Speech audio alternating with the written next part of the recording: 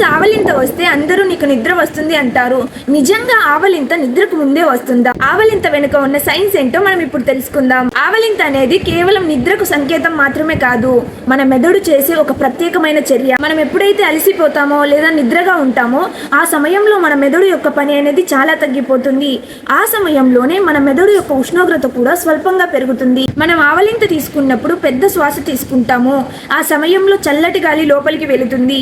అదే విధంగా ముఖం మరియు దవడ కండరాలు విస్తరిస్తాయి. కొంతమంది శాస్త్రవేత్తలు ఏం చెప్తారంటే ఆవలింత అనేది మన మెదడును చల్లబరచడానికి సహాయపడుతుంది అని.